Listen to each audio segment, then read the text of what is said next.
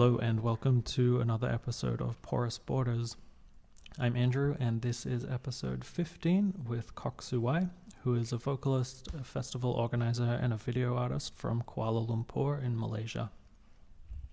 For the past 10 years, Siew-Wai has been the organizer of KLEX, an independent Kuala Lumpur experimental film and music festival. And as a musician, Siew-Wai frequently performs as a vocalist in the free improv scene in KL. And she's also performed in curated film programs all over the world. Siew-Wai is a fantastic performer who brings a really strong presence to any group that she plays with. And I've been lucky to see her play many times now on my trips to KL. I last saw Siew-Wai perform at KLEX 2019 as a trio with Burkhard Beins on percussion and Yuen-Chee Wai on guitar. And you can find a link to that performance, to a video of that performance rather, in the show notes. So I went to university in Buffalo, New York, and by chance found herself studying with Tony Conrad. And Buffalo's arts community and Conrad's teaching had a significant influence on Siew-Wai's work, so that's where we start our conversation. Before we get to that, a quick reminder to share, rate, review, and subscribe if you're enjoying the show.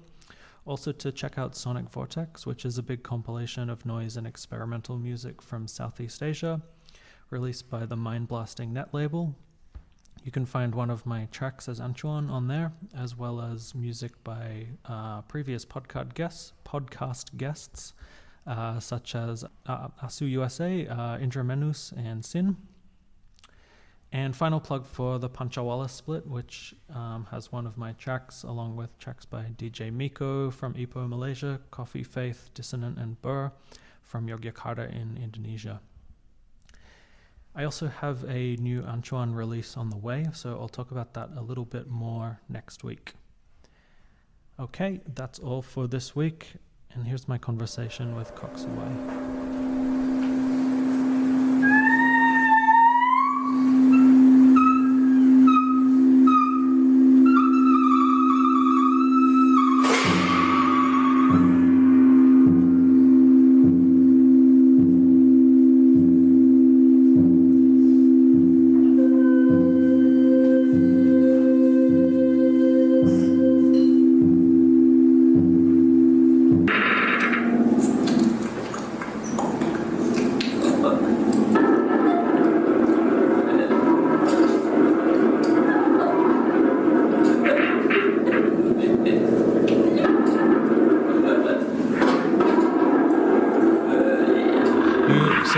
You only went to Perth, right?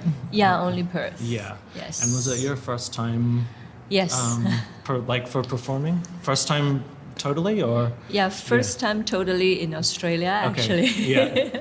So how did you find it? It's quite different from KL. Of course, KL is very busy and big chaotic situation, and there, of course, much less people. But something is also interesting. I feel like there are the foreigners seems to be many Southeast Asians. Because actually I can hear people speaking in like Malaysian or Singaporean accent on the streets. Yeah, I guess because it's like, you can get a flight to KL or Singapore for like $100 from Perth, or $150. So and I know like Australian unis try to attract students from Southeast Asia, so probably because it's so close. Yeah. So I think a few times that we eat at Southeast Asian restaurants. Right. Actually, because when we are asking, where should we eat, and actually the Australian recommended some Asian restaurants. Yeah, Asian food's very popular. Thai food and Indian food. Vietnamese. Yeah, definitely.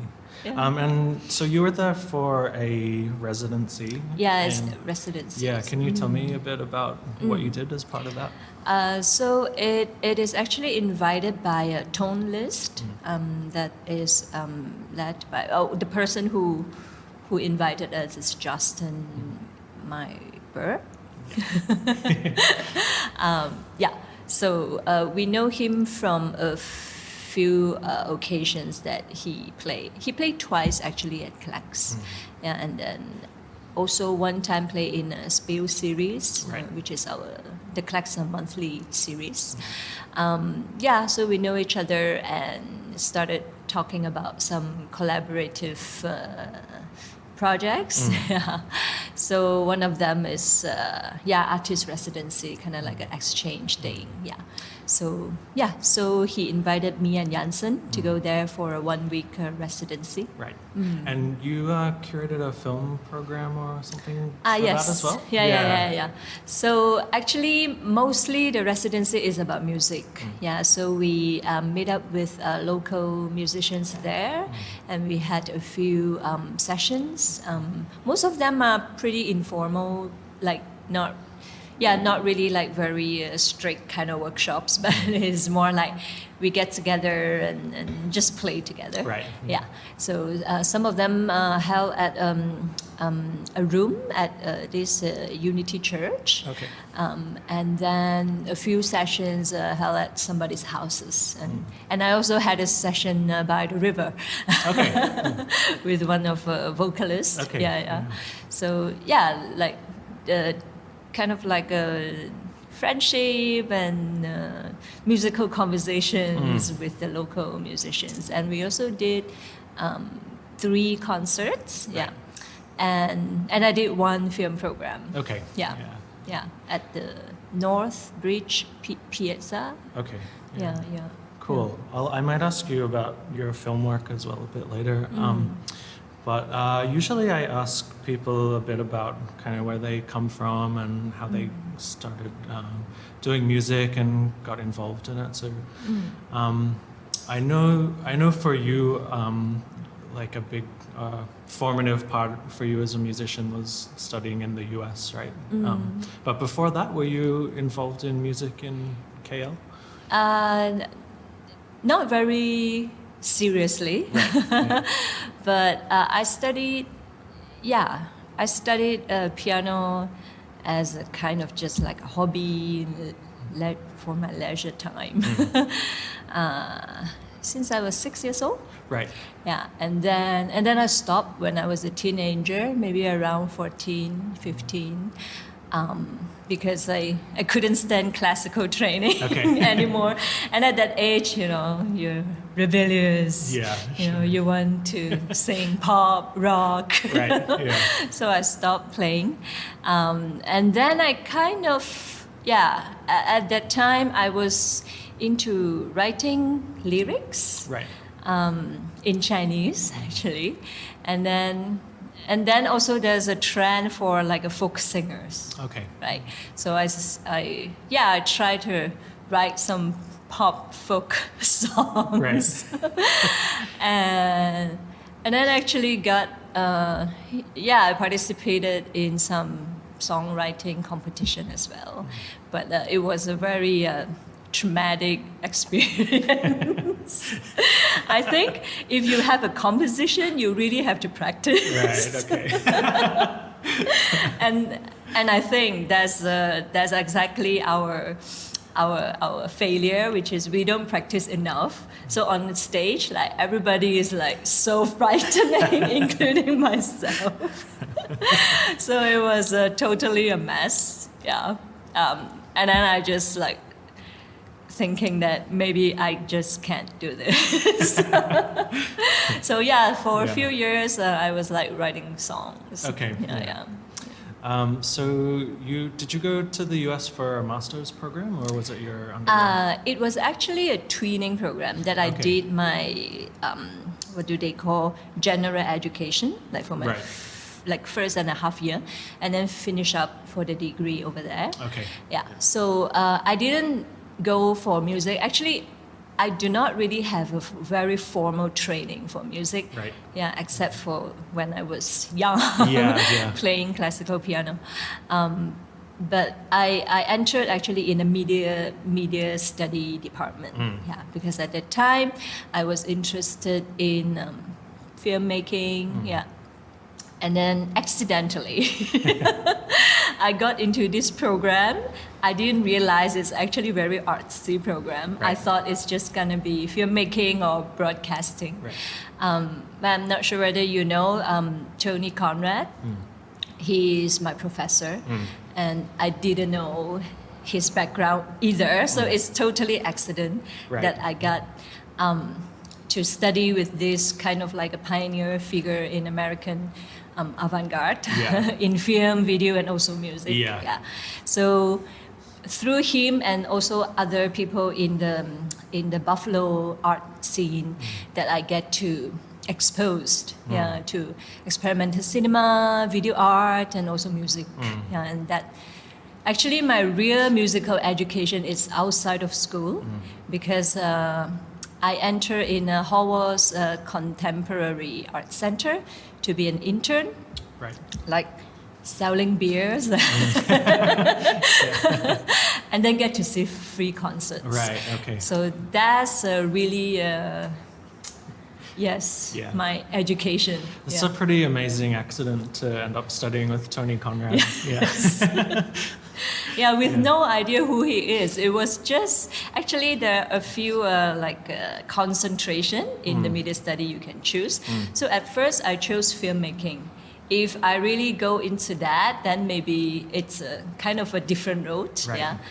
And Tony is leading the video art program. And I took one class with him and I changed my major basically to video because I feel, I want to study with this guy more. So, I mean, he has a huge influence over experimental music and film and in the US. What was his influence on you as a student? Actually, to be honest, like his own work and ideologies, like intellectually, perhaps I have less influence. It's more of an inspiration of seeing him as an artist and as a teacher, and how he's very passionate and kind of like this resistance kind of personality. And even though he's, when I met him, I think he's perhaps in his mid-60s or even close to 70 already. That it's still very energetic, and unconventional way of teaching. So it's more about the inspiration of this person and what he does that inspired me. And I remember, when we were students, you have this evaluation every semester after a class. Then I remember like among my classmates, because Tony never really teach like practical, like how do you use a camera and things like that. That is more like for a tutor to teach it, technical assistant. So he is more about ideas and, giving us like more about inspiration and things like that. And I remember some American students say that, seriously, do you guys learn anything from this guy? Because I think they're expecting like how to use the mixer and things like that. And then I, like in my heart, I'm just like, how can you not learn anything from this guy? He's crazy. Don't you feel that? That's amazing. So there's another thing is also like, since the very beginning, I understand that people who choose this path that is more avant-garde or experimental, they are bound to be misunderstood, and perhaps not being understood by many people. But I really feel very touched because he kept doing it until, the very end and just persistence. I'm interested in what kind of scene there was in Buffalo when you were there, because I guess it's like close to the Canadian border and upstate from New York City as well. And I've never been there myself, but I've heard that it's, for a small city, got quite a vibrant arts community and scene. What was going on at the time you were there? So I was there in late 90s. Yeah, I was there 1999, almost 2000. So my experience there was very good, actually. It's very great. I feel like the art community, no matter they are from different disciplines, they are very close friends. And then they have this thing that we are not New York, but we do the best that we can. Right. Yeah, and they really have this sense of community, I think, that I have learned a lot from. Yeah, I feel like even now, from what I'm doing, yeah, I feel like maybe in KL we have less sense of community. Right. But when so I didn't know this kind of feeling, you know. Yeah. Or maybe it's because of the people that I'm used to hang out with. It's more individualistic. Yeah. So when I got there, I really have this this very good feeling of how people supporting each other, and even though of different interests, of different disciplines, and they would support each other. Yeah. For example. Like instead of competition, they work together. Right. Like people, like directors from different organizations, let's say, they know that Buffalo don't have so much crowd. Yeah. So they will tend to talk with each other. Like if you have your opening this weekend, maybe I'll do my next week, okay. Or something like that. Right. Yeah. So they try to work together, or how can we get the audience to go to your place first and then come to mine, you know, things like that. And yeah, like instead of competition, they work together, and that is something, that's something I think really support the art scene over there. And the art circles that I'm more familiar with is the music and the media arts one, so like film, videos at the time. And were you, I mean, you must have made work as a student, but were you making work for stuff outside of school as well when you were there? Yes, actually, mostly. Okay. Yeah, so since I was a student, I like to go to see different shows, like screenings or music events. So sometimes I would see my professors, and then in the beginning they would be surprised to see me actually, because I think a lot of them, maybe.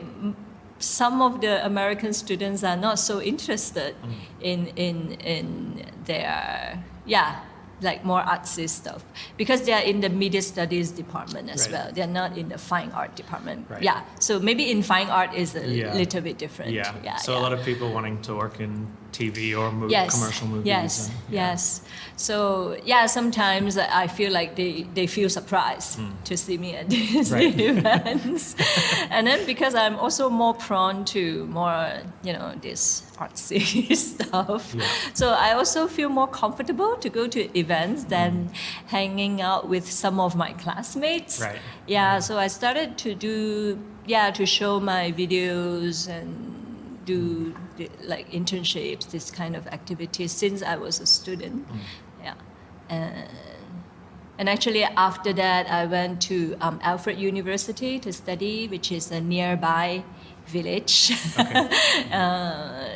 Also in upstate New York. Then I started organizing stuff. So were you organizing film events or music as well at that time? It is a little bit like KLEX actually. So I have a screening, and then usually we'll have one performance. One music performance, because my friends are from these two areas. And at the time, the idea was, because when I was in this Alfred University, it is really a village. So it's like only one main street. Like one grocery, one gas station, 5 restaurants. It's that kind of situation, and then the school. So it's really hard for me in my first year to live in a place like that. And then I think it was in the second year, I just have this thinking, why don't I do some event and kind of crossing, like featuring works from my friends from Buffalo and also people from Alfred. Right. Yeah, so we'll do 2 events, one in Alfred University and then another one in Buffalo. Okay. Yeah. So it's that kind of idea. Yeah. So did you start performing music at that time too, or did that come later?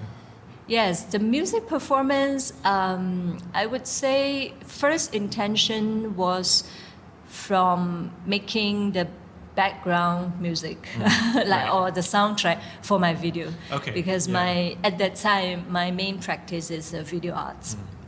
Yeah, and I always like sounds, I think. Yeah, because my attempted singer-songwriter career.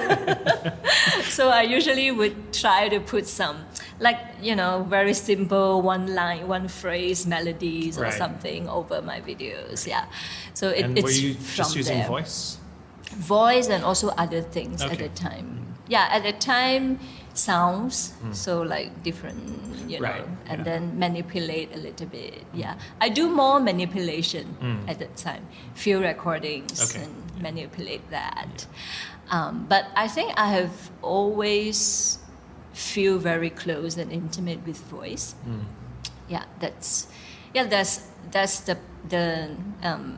the part of sound making that I feel more like myself. It's more honest and more direct expression. Yeah, so it's from there, and then I started to have some people and some professors suggesting that maybe you want to do, just sound. Right. Yeah. So it started from there. Okay. Yeah. So when did you come back to KL? And I guess when you came back here, what was did you start connecting with other music and film people right away, or did it take a while to kind of build things up here? Right.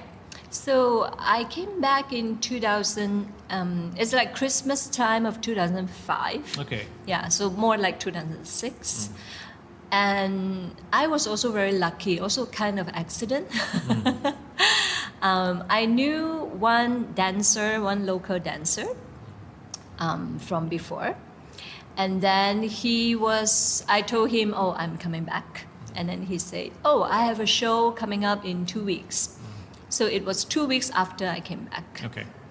I went to his show and he asked me to do a video documentation for his performance. Right. And then I met Jansen. Okay. And some musicians. Yeah. And then I was surprised actually, because before I went to the US, of course I have no knowledge about experimental cinema or experimental music. Yeah, I didn't know things like that exist. So after I came back, I saw them doing some, more experimental sounding music. Then I was actually surprised. I'm like, I didn't know there are things like that in KL. And then at that time, actually, they were also just starting doing it. Right. Yeah, Jansen was a rocker before. Okay. So for both of us, it's quite new. To this kind of music. And then, of course, right away, we became friends, and then we had some sessions together, and then maybe after a few months we just decided to rent the studio I told you earlier. So now it's been 15 years, right? You've It's been a while. It's okay, I'm in my 40s. So you've just had a couple of months ago had the 10th KLEX, was it? Yeah. Is that right? It was the 10th one? Yeah. Can you tell me a bit about how you began doing the festival? And if I remember correctly, it was just film at the beginning, right? Yes. Yeah. So that's another accident. Because actually we were not the one who wanted to do it. Right. Okay. It was an experimental filmmaker and researcher from Japan who came to Southeast Asia and wanted to do a research on experimental film in Southeast Asia. Right. Yeah. So he's a friend of a friend. Who is making experimental film and videos. Her name is Ao Sao Yi, and now she's actually based in Taipei. Okay. Yeah. Anyway, so Tomonari Nishikawa, is his name. So he came to KL, and then he came to. So at the time, our studio, it's kind of like raw, so we do public events as well. So we have what did it call? We call it open lab. So it's our studio. It's called SICK KL. It's a studio in Cheras, Kuala Lumpur. Okay. But we also like it because it's called SICK Yeah. KL. So we have the SICK KL open lab every month. Yeah. So he came to some of our events. So usually that lab, it's both music and film. Right. Yeah, but in a smaller scale, so we might only show like half an hour screenings, and then we have another half an hour or 45 minutes music, something like that. Yeah. So so that he get to know us, and up to one point in 2009, he suggested that we do an experimental film festival, right. and then he got us together, some people that he knew from the local scene. I think it was maybe 5 or 6 of us. Then we tried to do this. But in the very beginning, because Jansen is a musician, he doesn't really make films. And also the team, the group of people that he gathered are also not everyone is only doing film. That's why we said perhaps. Oh, sorry. We can cut. Do you need that? Thank you. Perhaps the idea is Kuala Lumpur experimental, but let's start with film and video. Yeah, and then it might, develop into other things, and in which we have. Yeah. So what year did the music component come in? Actually, in the second year, already kind of sneaking in. Right. Okay. Yeah. But we make it as an audio-visual program. Okay. Yeah. So I think we only feature maybe 2 or 3 performances, but it's with some video projection. Yeah. So when we decided to add the music, it was not until I think maybe 2015. I have to double check. I think it's 2015, because in 2014 we started SPIL Series. Yeah, then we feel like, okay, we are ready. Yeah, okay. Yes. Yes. Yeah. So I was at the last one. It was really amazing weekend. It was the first one I've been able to go to. How did you feel about? Yeah. I felt very happy, actually. The last one was the funnest so far. Yeah. I think is the most numbers of performers. Yeah. Actually, we didn't expect so many performers. Yeah. And then also audience coming from overseas, including yourself, to come see it. And actually, it feels very touched. It's it's a platform that really can gather all these people who love this. You don't need a big crowd, but you need people who really enjoyed it and care for it. So I felt really, really happy, actually. I kind of wanted to ask you, I guess you had some pretty, within the kind of improvised music scene, some pretty famous people who played at the last one. What are, I guess, just some of the highlights in the 10 years of running the festival that you've had so far? First of all, some of these people coming, also out of unexpected Right. situations, because sometimes they have some bigger events or projects with a bigger funding support around this region. And then they just try to fit in more activities. So they find out what is happening. So actually, in many occasions, we get the famous names from this. But last year, of course, Burkhard Beins and Otomo Yoshide, it's the one that we actually wanted to invite. We also had Jaap Blanc, if you know. He's a vocalist, composer from the Netherlands, also very famous. We had Bob Ostertag. He went to Indonesia too, right? He's you hear his name come up a lot. And really nice guys as well. And he bought an iPhone in KL. His funny thing. I'm like, why?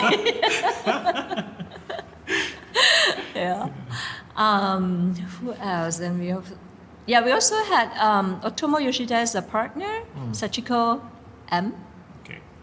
Once. We had DJ Sneef. We had Will Guthrie. Who else? Others.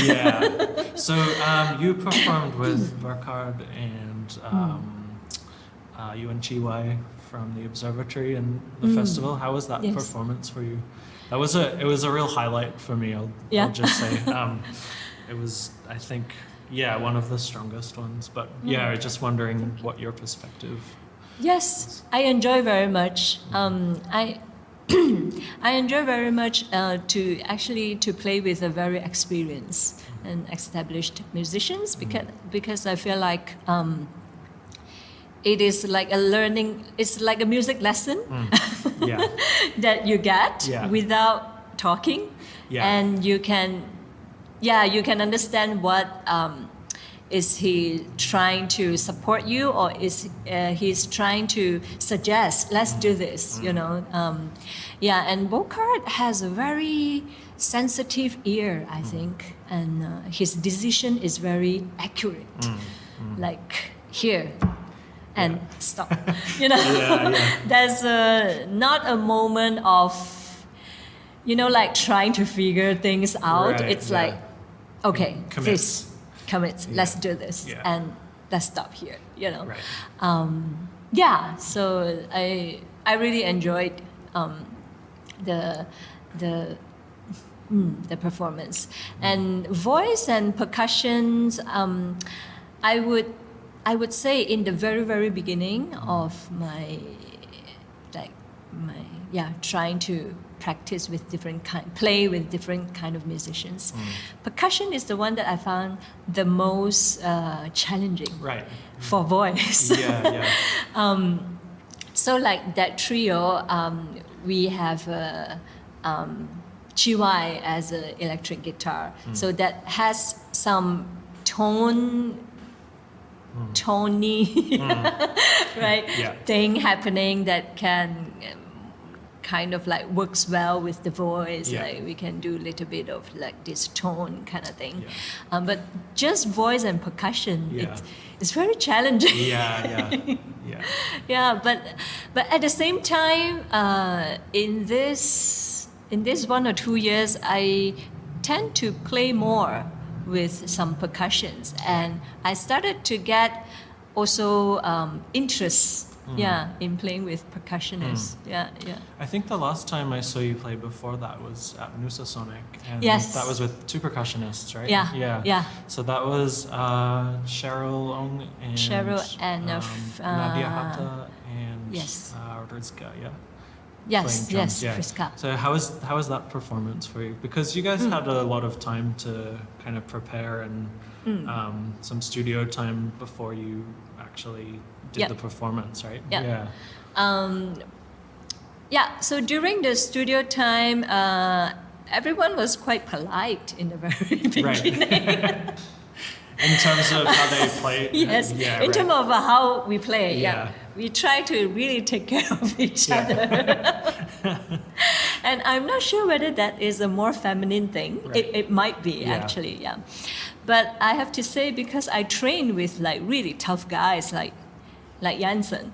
Yeah, because Jensen's a very intense kind of muscular player, right? Yes, yeah. So in a way, I'm not used to being taken care so much. Right. Yeah. So when people are so polite, and I kind of like, I don't know what to do. Yeah.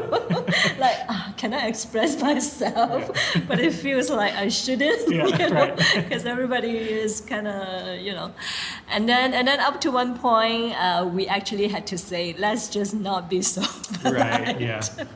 Let's just say what you want to say, Yeah.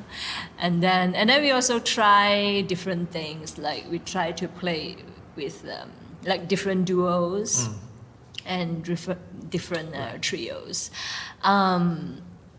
I think perhaps some of them have a more like their music has one style that they often play with, like classical or rock. Yeah.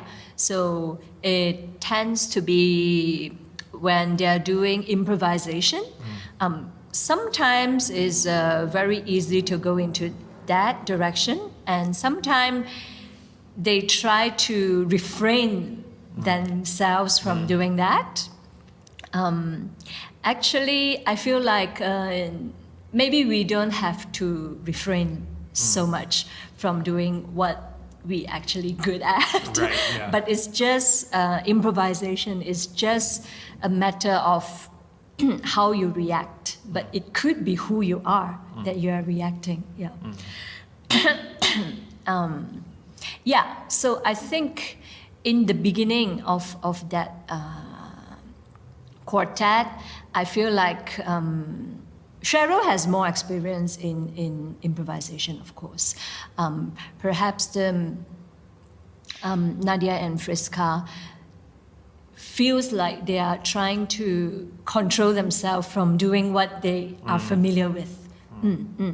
That sometimes might end up with less definite kind of sounds. Right. Yeah. Because they keep thinking what to do, you know. Questioning yourself. Yes. But I think our performance overall, I enjoyed it. Yeah. When on stage, then it's a bit different also. Yeah. I thought the final one was great. Really, and everybody is so focused. Yeah. I do feel that it's a little bit long. Right. Okay. I hope it's maybe 10 minutes less. Okay. It might be more condensed. Yeah. You have, in the past couple of years, it seems like you've been traveling a lot, doing what you do here, but you know, you went to CTM last year, and last year. you were involved in Nusa Sonic as well, obviously. Yes. It kind of seems like there's kind of like the more established experimental music world is paying a lot of attention to Southeast Asia at the moment. Do you feel the same? Yeah, I felt like it too. And because CTM is also like a kind of like a continuation of Nusa Sonic, right? Like the whole collaborative thing.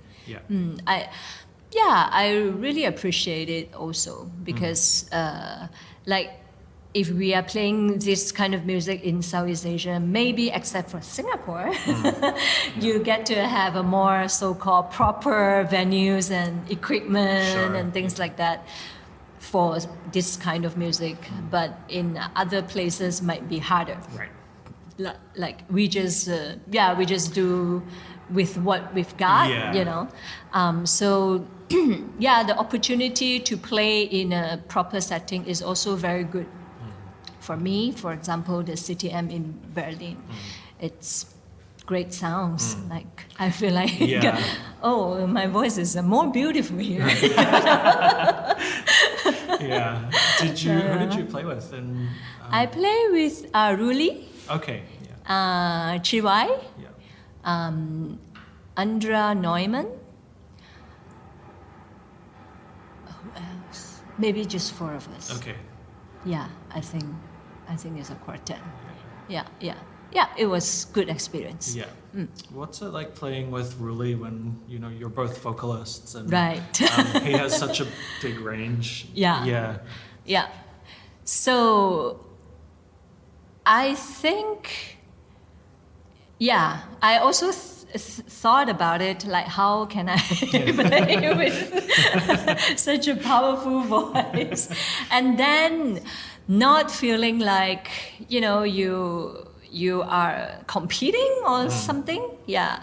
So I think his energy is very masculine, and then I did consciously try to be more feminine in that performance, but also up to some point, I would do what I do.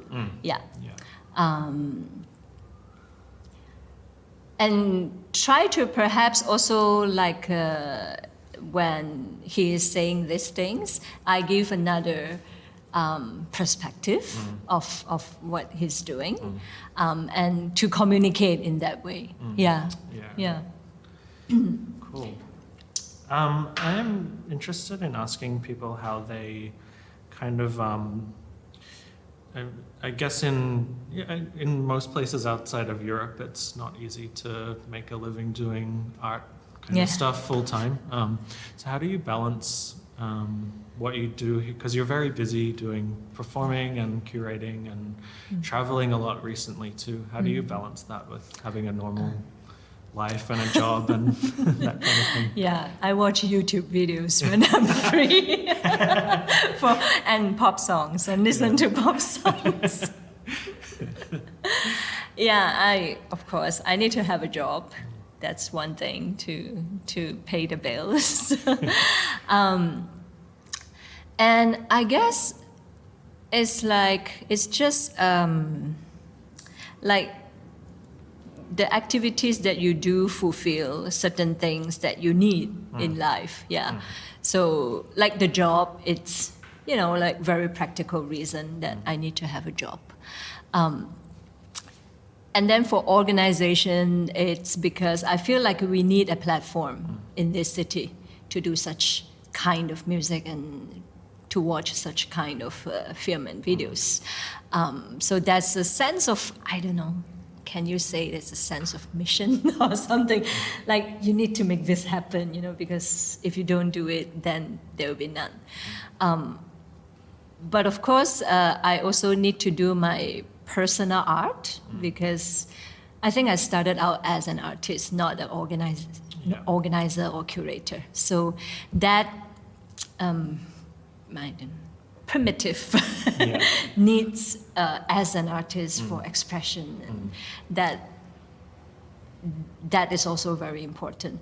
And actually, I would say after I come back, when I was in US, the focus for my life is more in the artist role.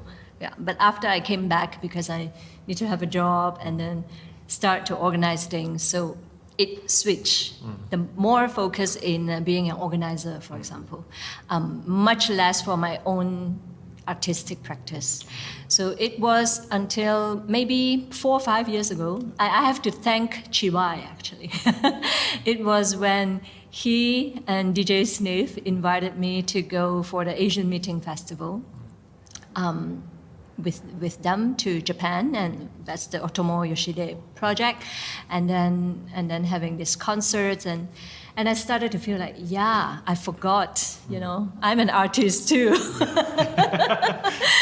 and I have been ignoring or paying much less attention to this part for a long time. And then from there, I actually consciously, I wanted to do less organization and more performance. But of course, the organization is still a lot. Which means that I have to make more effort to find time. Right. Are you still making video work? No. Right. That is impossible already. Right, okay. Is that something you want to go back to in the future? I cannot say for the future, but at this point, I don't have plan to make videos. Right. Yeah, at this point, I want to focus on music. What do you have coming up that people might want to know about performances, or do you do much recording? Yeah, recordings is the thing that I am really bad at. Documentation in general. Right. Yes, I should release some albums soon. Actually, me and Jensen have been talking about it for many years. Right, okay. And hopefully it will happen this year that we are going to do a duo album. Yeah. So Jensen runs a label here as well, right? So it should be on the Laoban Records. Yeah. But we just need to record, sit down and record. And he is also super busy. Yeah. So finding the time. Yes. Once again, yeah. Yeah. Cool. Just want to make sure I asked you everything I wanted to. I was kind of, I was curious, I guess, with the, with KLEX, like you were saying before, when the music started to come into it, you kind of brought it in as an audio-visual performance thing. Do you find that there's a lot of crossover between the audiences, like for the music component and the film component, or are they separated, or The hope is that they cross, but in reality, it crosses a little, but we hope to see more. Right. Yeah. So one of the ways to do it is actually for the film programs to have films that has more to do with music and sound. Yeah. So, for example, last year we had a documentary about music scene in Xinjiang. Yeah. So for that screening, I see a lot of musicians. Right. Yeah. Okay. An audience for music. Okay. Coming to see that documentary. So something like that. Yeah. But still, the film screening audience, I would still say that people who are interested in art in general and music tend to go to our screenings more than actual like filmmakers as like fiction filmmakers or documentary filmmakers. Those seems to have a less interest in experimental films. Yeah. Often I see more artists or musicians or people who are curious. Yeah. Right. Okay. Yeah. Much more than like, let's say, local indie filmmakers. Right. Yeah. And as part of the music performances, you had some film. So Richard and Diana did a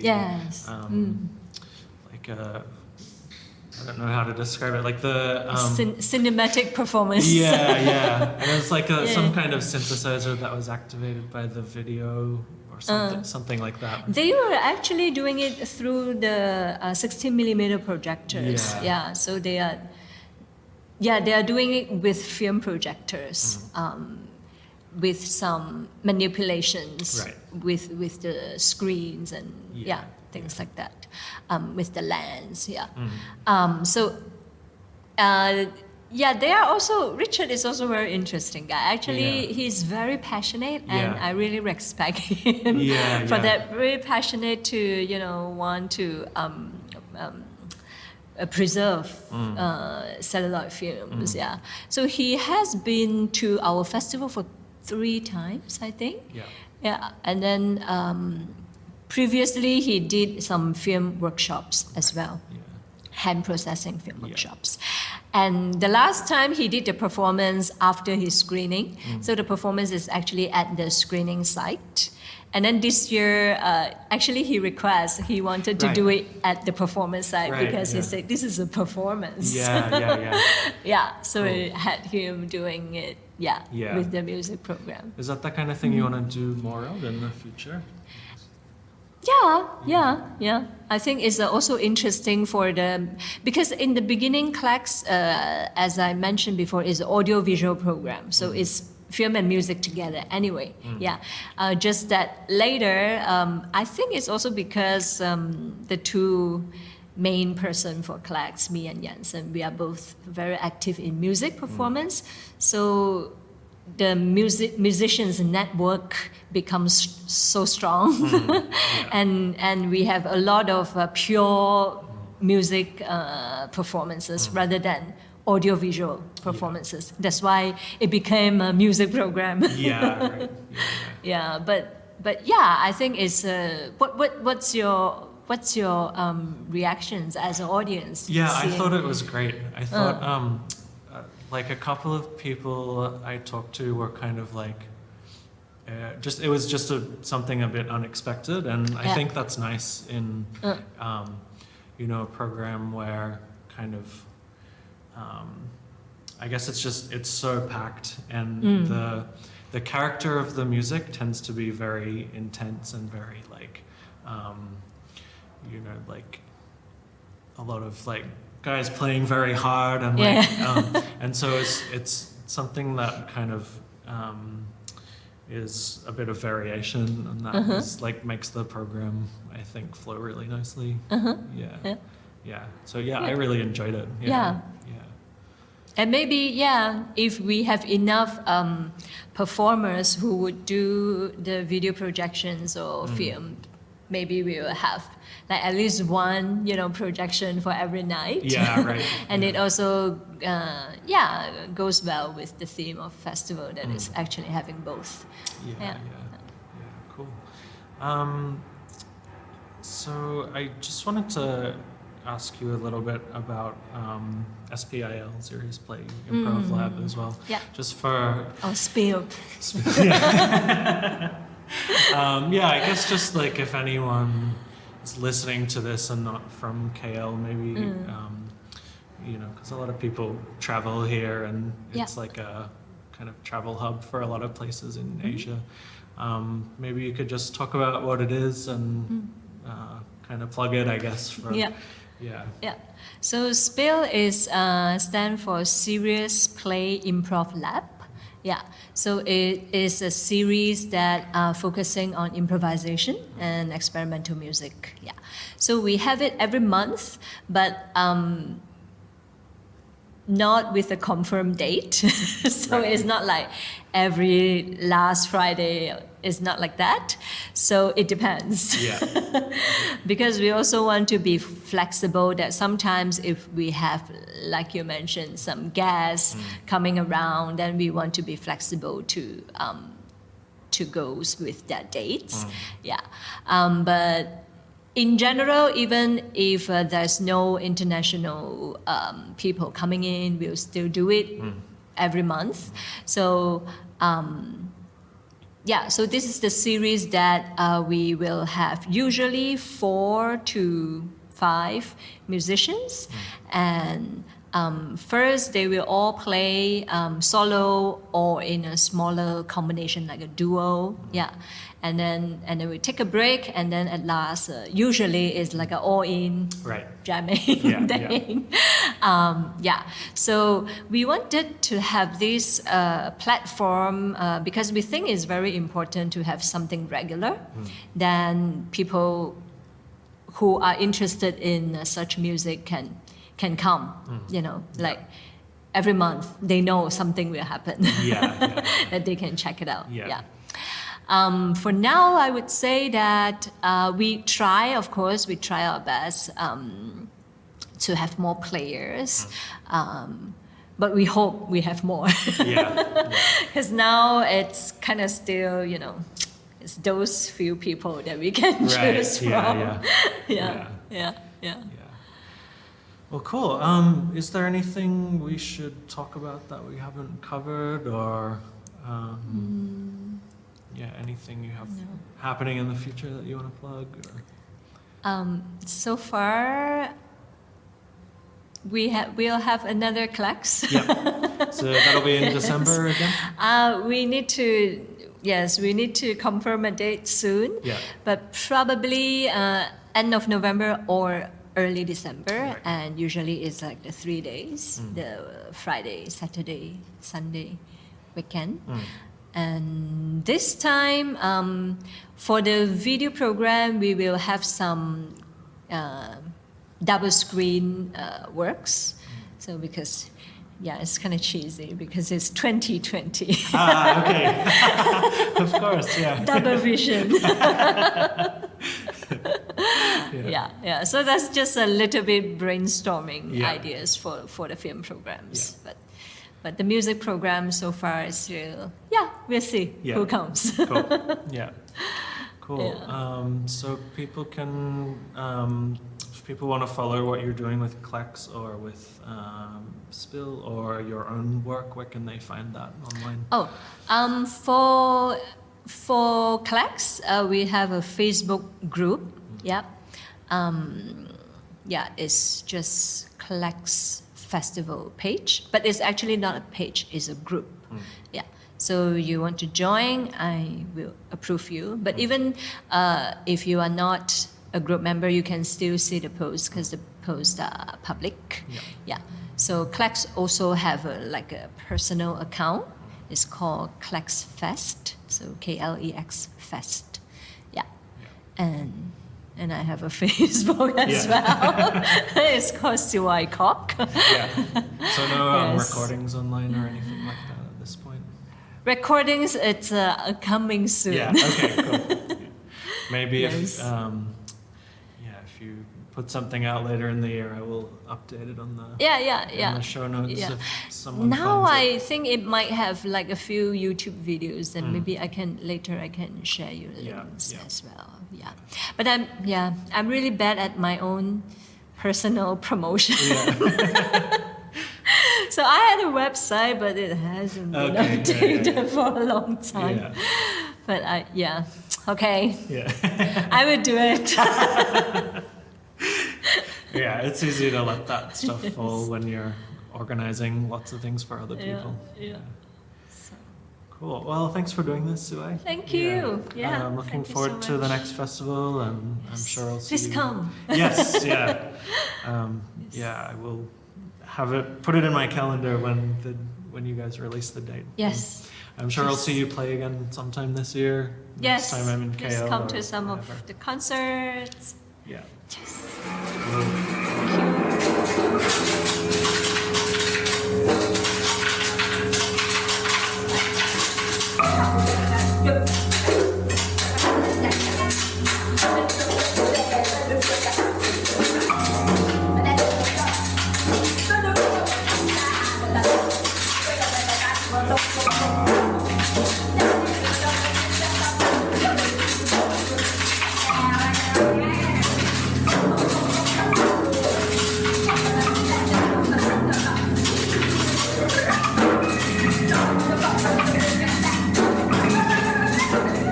Thanks for listening to this episode of Porous Borders.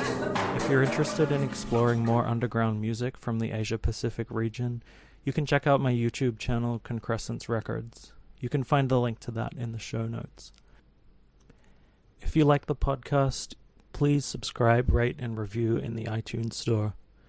If you have suggestions or feedback and you want to get in touch, you can email the show at porousborders@gmail.com.